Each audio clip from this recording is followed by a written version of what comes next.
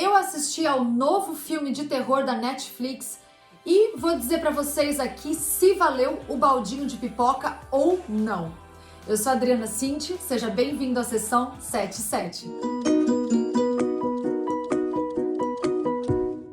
Para começar, se você ainda não é inscrito aqui no canal, já se inscreva, ative o seu sininho para você receber todas as notificações de vídeos que eu trago para vocês todas as sextas-feiras, às 19 horas, aqui no canal com muita novidade sobre o cinema e também tudo que se passa nos streamings. E hoje, não é diferente, eu trouxe para vocês o que eu achei do novo filme de terror, também com um pouco de suspense. Enfim, a Netflix geralmente coloca ali algumas categorias que são um pouco confusas. Mas eu assisti ao novo filme e vou dizer pra vocês se valeu o baldinho de pipoca ou não. O filme que eu trago pra vocês hoje é Céu Vermelho Sangue. Esse filme de 2021 é de produção anglo-alemã e tem como criador o Peter Toward, que ele já fez o roteiro de A Onda. No elenco tem Perry Baumeister, que faz a Nadia, o Ker Anton Koch, que faz o filho dela, Elias, o Kai Seth, que faz o Farid, e Dominique Purcell, que faz o Berg, um dos terroristas que raptou esse avião, e ali acontecem todas as coisas durante esse longo voo para Nova York.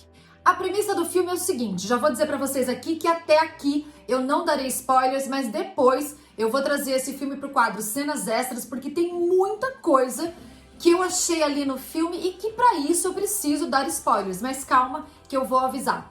A história é a seguinte, a Nadia tem um filho que se chama Elias, um garoto de mais ou menos 6, 7 anos, que aliás, by the way, que garoto prodígio, porque eu nunca vi um garoto que soubesse fazer tantas coisas quanto aquele garoto fez ali no filme. Eles estão indo viajar para Nova York para um tratamento revolucionário para a sua doença que aparentemente indica ser leucemia, que é o câncer na medula. Isso o menino conta para um homem dentro do aeroporto. Porém, esse avião é raptado por terroristas e eles viram reféns com todos os outros passageiros. Mas, para tentar ajudar a se livrarem dos criminosos, a Nadia precisa revelar seu maior segredo ao seu filho. Nossa, aí já começa uma enxurrada de erros. Mas eu vou dizer isso para vocês ao longo do vídeo e com muitos spoilers. Então, se você quer assistir a esse filme, beleza, vai em frente, estoura ali a pipoca, coloque o seu azeite, aperte os cintos e assista. Então, pare esse vídeo por aqui. Mas se você quer saber mais detalhes e não liga para os spoilers, continua aqui comigo, porque o filme agora entra no quadro Cenas Extras. Já preciso dizer pra vocês que o filme, meu Deus do céu, eu não entendo por que essa plataforma da Vermelhinha faz esse tipo de coisa, gente, eu não sei. Ou o meu gosto é um tanto peculiar, ou de repente, sei lá, os filmes que eu já assisti de terror eram diferentes, os filmes que eu já assisti de vampiros, porque eu vou dizer pra vocês que tem vampiros nessa história, também eram diferentes, também eram mais interessantes, mais assustadores e muito melhores. Eu já digo pra vocês que essa sequência aqui de 2 horas, sério, 2 horas, é uma sequência de erros, de absurdos e de coisas bem estranhas e, pra não dizer, patéticas. O filme é repleto de erros de continuidade e de erros completamente mais do que reais. E eu nem tô falando do fato de serem vampiros, porque até aí tudo bem, a gente compra a ideia quando se sabe que é um filme do gênero de terror. E o roteiro é extremamente repleto de falhas e não se sustenta de forma alguma. Algumas cenas, aliás, são bem previsíveis, diálogos bem rasos, sem emoção alguma para qualquer personagem que quisesse sobreviver. Então, assim, de cara, eu já digo pra você que quando eu comecei a ver o filme, eu falei, meu Deus, é essa pegada que o filme vai tomar? Porque até então, no começo, você acha que ela tem leucemia, você acha que vai acontecer alguma coisa. O avião é tomado por terroristas ali, que isso também eles abordaram de uma forma muito, assim, estranha e diria até um pouco amadora, para poder falar que os terroristas queriam atacar a Europa. Eu não vou nem entrar nessa parte aí, porque também a gente vai num buraco bem mais abaixo, bem mais fundo, e não precisa, porque senão também eu vou acabar com o filme. E do nada, ela ali vai revelar que ela é uma vampira. Ai, calma que ainda tem muita coisa ruim que vem por aí. A começar por uma coisa que eu achei que eles pecaram demais, foi a maquiagem e a caracterização da personagem protagonista da Nadja.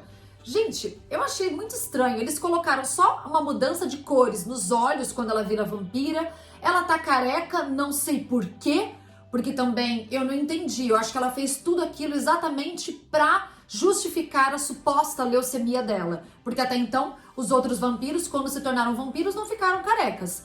Ela ficou com uma orelha pontiaguda, que mais parecia um York ali, um orc daqueles outros filmes, então se misturou muito. Os dentes cresceram e a maquiagem você percebe que é bem mal feita. Eu achei assim, o máximo que eles quiseram fazer era assustar, porque todos os momentos, todas as horas, ela abria aquela bocona e gritava do nada. Eu não levei nem meio susto, se é que isso era uma ideia do filme.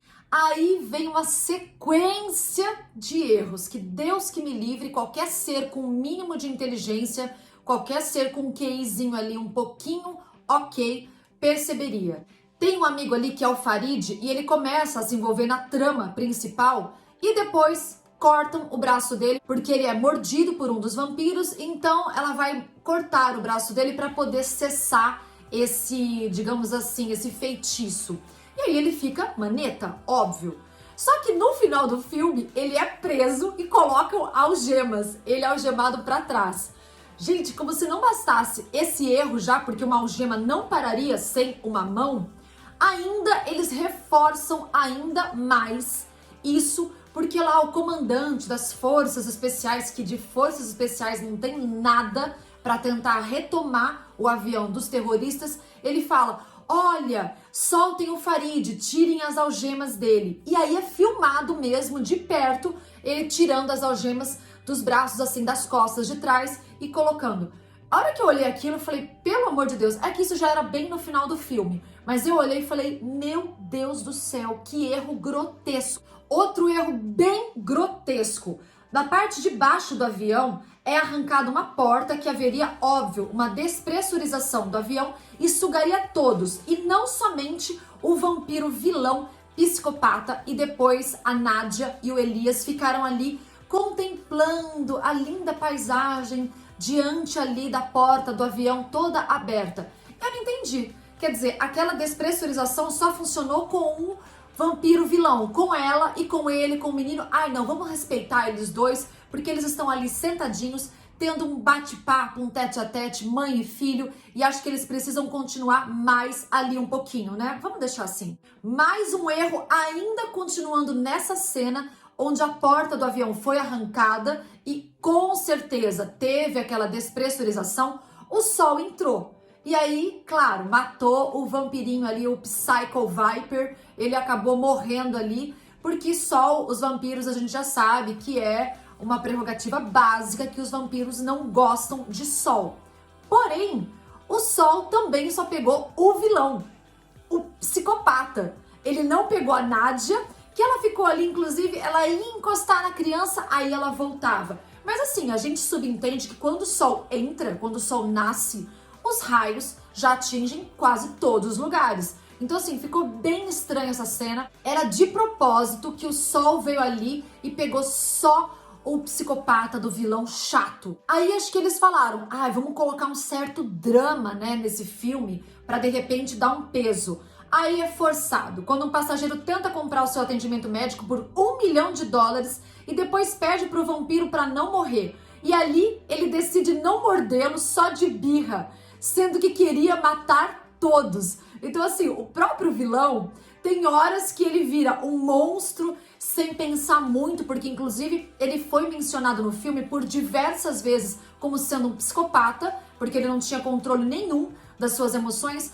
E do nada, o outro ali que é o rico, que quer oferecer $1 milhão para ele não morrer, porque ele sofreu uma ruptura no rim dele, conforme aquele carrinho do avião bateu na barriga dele, ele oferece e de repente, como a mulher, que é a médica, não conseguiu salvá-lo, ele desce até a parte de baixo do avião e pede pro vampiro mordê-lo. E ele olha para ele assim, só de birra, ai não, eu não vou te morder, vira as costas e sai. Quer dizer, nem isso é sustentado no personagem. Tem mais um erro, Adriana? Tem, meu amor, tem. Aperte os cintos. Na parte de baixo, a Nádia tenta matar o vilão dentro de um carro que tá ali nesse compartimento do avião. O que ela faz? Ela não consegue, ela tira várias vezes no carro, porque o carro é a prova de balas, mas ela consegue perfurar depois com um cano, uma barra de ferro. E por aquele buraquinho, ela coloca gasolina e ateia fogo. Então começa a pegar fogo dentro do carro. Porém, qualquer sinal de fumaça dentro de um avião, iria acionar o alarme muito rápido. Nesse filme, o que eles fizeram? Vamos dar um tempo, né, para eles fazerem um churrasquinho de vampiro lá embaixo e daqui a pouco a gente aciona o alarme. E aí, o alarme foi acionado o quê? Só tipo 30, 40 segundos depois e ainda mais um erro dentro dessa mesma cena. Quando o vampiro supostamente estava morto, mas vem aquela cena previsível do cara tentando ali checar se ele estava legal ou não, bem com o pescoço à mostra, ele entra no carro e observa, e óbvio que é uma cena muito óbvia que ele seria mordido. O Viper Psycho, simplesmente ele não tem nenhuma queimadura no rosto.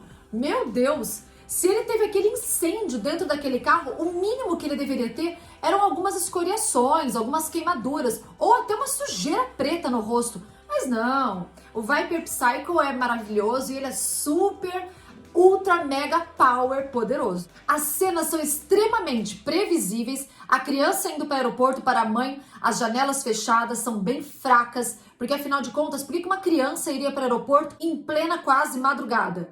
A mãe que irá se sacrificar pelo filho, o filho que irá esconder o controle da bomba em seu brinquedo de pelúcia e só gritaria e dentes a todo tempo. Eu nunca vi tanta mostração de dentes, tanta boca aberta e tanta gritaria dessa protagonista. O Homem-Maneta será quem?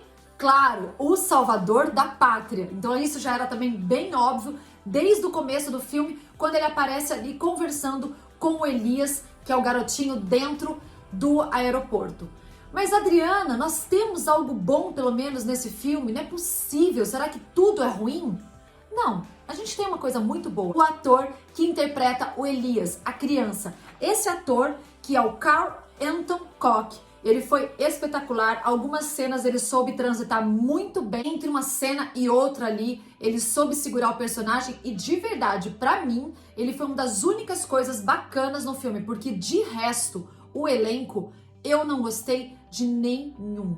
Sério, minha mais humilde e sincera opinião, o único do elenco inteiro que eu gostei foi o garotinho que interpretou o Elias. Sabe qual que foi a impressão que eu tive desse filme logo de cara? Acho que eles pensaram assim, vamos fazer mais um filme de vampiros, mas vamos mudar o cenário. Que tal jogarmos eles dentro de um avião em pleno voo indo para Nova York, que aliás esse voo não terminava nunca, a gasolina não terminava nunca também. Nunca vi um voo tão longo que parecia de mais de 24 horas e eles não estavam tão longe ali pelo que deu para perceber, porque isso também, se eu não me engano, no filme não foi mencionado. O único detalhe que foi mencionado era o destino, que era Nova York. Mas assim, acho que eles falaram, vamos mudar o cenário que vai ficar bacana. E para piorar ainda mais, para poder justificar o que ela era, como ela se tornou vampira, vamos usar o artifício de flashbacks. Então vinha do nada aqueles flashbacks da história da Nádia, como ela se tornou,